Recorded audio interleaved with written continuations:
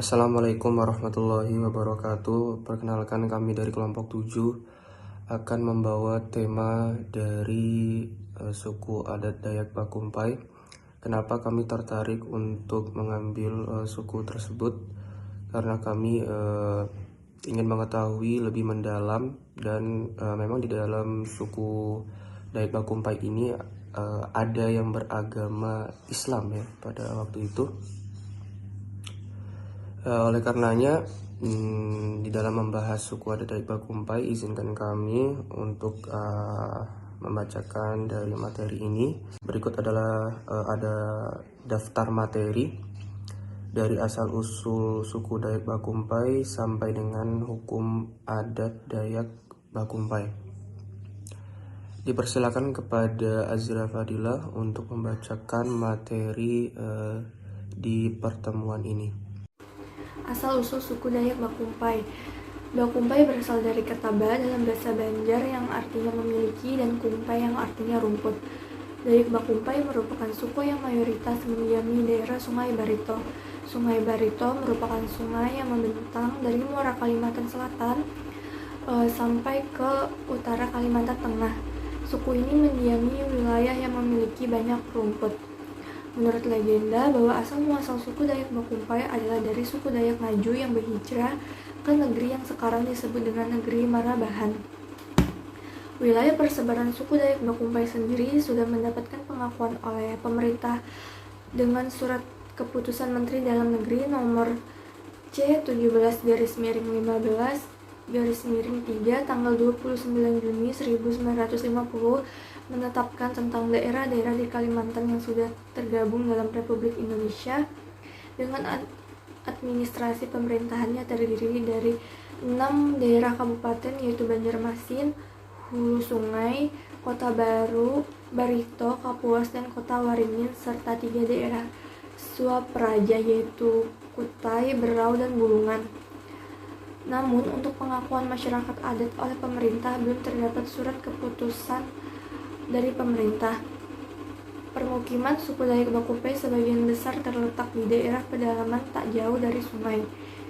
Permukiman mereka berada di sepanjang aliran Sungai Barito. Maka untuk dapat sampai pada lokasi tersebut harus menggunakan transportasi air dengan jukung atau perahu kecil sebagai alat transportasinya. Materi selanjutnya akan dibacakan oleh Visaka.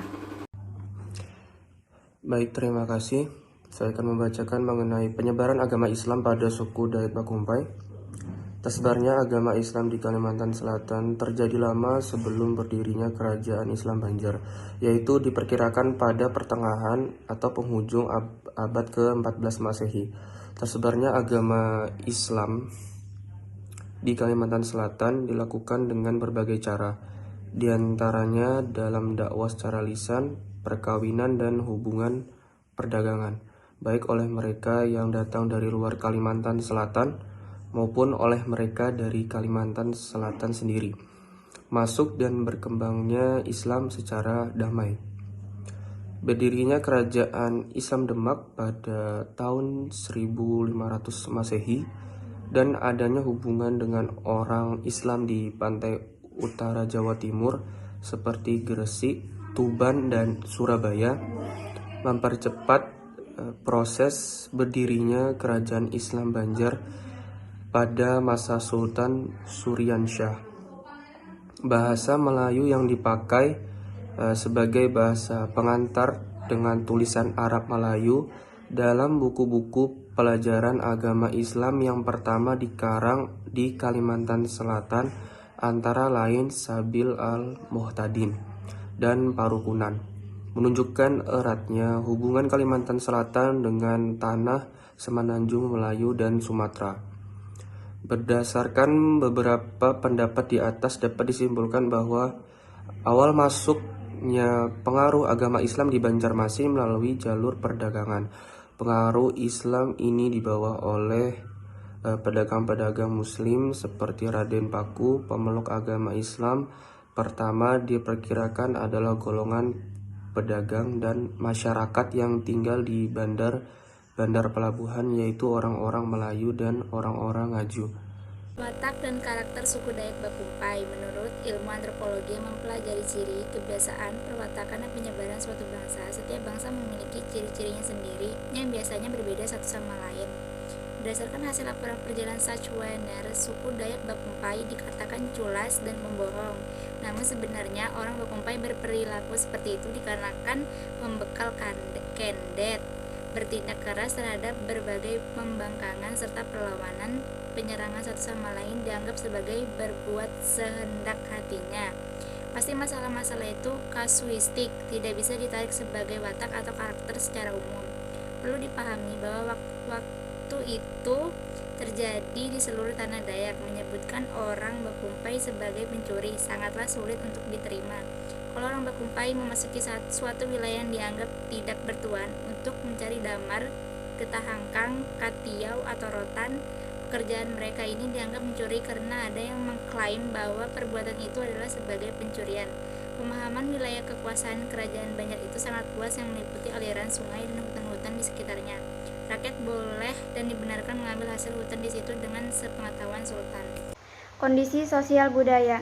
Dari segi bahasa, misalnya, meski suku Bakumpai mempunyai bahasa sendiri, yakni bahasa Bakumpai, orang-orang Bakumpai umumnya juga mengerti dan pandai berbahasa Banjar, tetapi sebaliknya, hanya sedikit yang menguasai bahasa Bakumpai, dan hampir seluruhnya suku Bakumpai pandai berbahasa Indonesia, seperti hal suku Banjar. Sedangkan untuk agama, hampir seluruh masyarakat Bakumpai beragama Islam, dan sebagiannya lagi beragama Katolik. Budaya suku ini juga pada dasarnya kurang lebih sama dengan budaya suku Banjar. Untuk aspek ekonomi, mayoritas mata pencarian masyarakat Bakumpai yang memilih tinggal di daerah muara sungai besar adalah pendagang. Bagi masyarakat yang tidak memiliki keahlian berdagang, mereka berdagang, menggarap sawah, dan mengumpulkan hasil hutan. Upacara adat yang berkaitan dengan sisa-sisa kepercayaan lama yang masih ada, misalnya upacara adat 1. Tuyang awal-awal, 2. Bajumbang dalang, 3. Sampir wangun, dan yang terakhir menyanggar lebu dan badewa.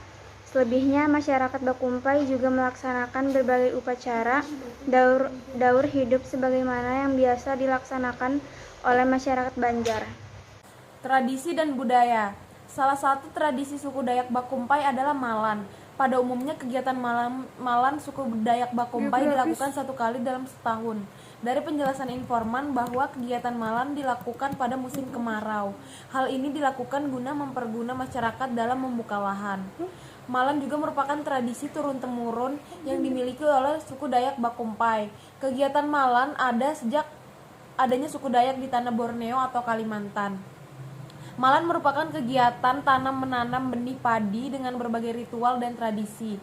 Kegiatan ini meliputi kegiatan mandrik atau membersihkan lahan, maneweng atau menebang pohon, manusul atau membersihkan lahan dengan dibakar, manugal atau menanam benih padi, marumput atau membersihkan dari rumput ilalang, dan terakhir adalah manggetem, yaitu menanam padi. Langkah yang di atas merupakan kegiatan yang tidak bisa terpisahkan dari kegiatan malan di masyarakat Dayak pada umumnya dan Dayak Bakumpai khususnya. Hukum adat. Suku Dayak Bakumpai sendiri memiliki hukum adat mengenai pelaksanaan perkawinan, yang dimana perkawinan secara adat di kalangan masyarakat adat Bakumpai dianggap sebagai suatu proses yang sakral. Perjanjian perkawinan berasal dari Ranying Hatala sehingga dianggap sebagai sesuatu yang sangat suci. Jika terjadi pelanggaran terhadap perjanjian perkawinan tersebut, maka pelanggaran akan mendapatkan sanksi adat. Tahapan perkawinan adat suku Bakumpai. Yang pertama ada bahsulu atau meminang, yang kedua bayensekan atau melamar, yang ketiga baatur jujuran atau membicarakan masalah mahar atau mas kawin, yang keempat nikah yaitu ikatan resmi menurut agama, dan yang terakhir ada kawin atau pelaksanaan upacara perkawinan. Sebelum hari perkawinan atau pernikahan, mempelai wanita mengadakan persiapan antara lain yang pertama adalah bapingit dan bakasai, yang kedua batimu, yang ketiga bapapai, dan yang keempat adalah perkawinan. Proses-proses yang dilakukan sebelum bersanding pengantin yaitu yang pertama balik hejan, yang kedua marak, yang ketiga batatai pengantin. Suku Dayak Bakumpai menghadapi permasalahan hukum berupa perebutan lahan mereka yang disebut padang dari perluasan perkebunan kelapa sawit.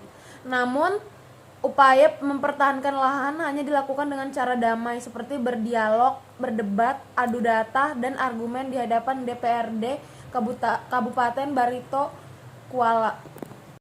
Pakaian adat Dayak Bakumpai dikarenakan suku Dayak Bakumpai merupakan subetnis dari suku Dayak Ngaju, maka terdapat persamaan pada beberapa barang budaya bercorak suku Dayak Bakumpai. Salah satunya yaitu pakaian adat suku Bakumpai. Baju sangkarut atau dikenal juga baju basulau merupakan pakaian rompi yang dilapisi oleh sulau atau kerang. Dengan sangka artinya pembatas yang memiliki filosofi baju ini bisa membatasi dan menangkal setiap gangguan para roh halus yang akan datang pada pemakainya. Materi selanjutnya akan dibacakan oleh Miftah. Alat musik. Kuriding merupakan alat musik suku Dayak Bakumpai. Kuriding dimainkan oleh seniman dari etnis Bakumpai maupun Banjar.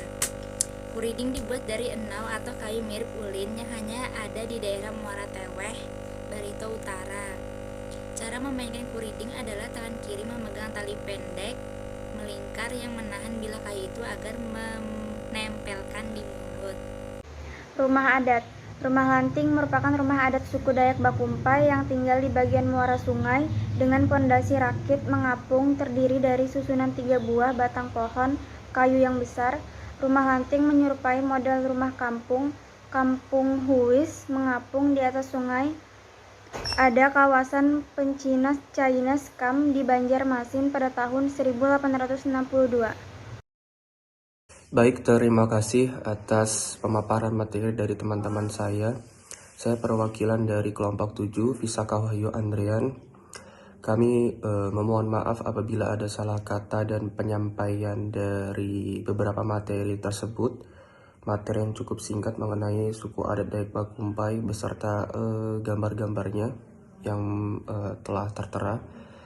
Kami akhiri pembacaan dari materi ini. Wassalamualaikum warahmatullahi wabarakatuh.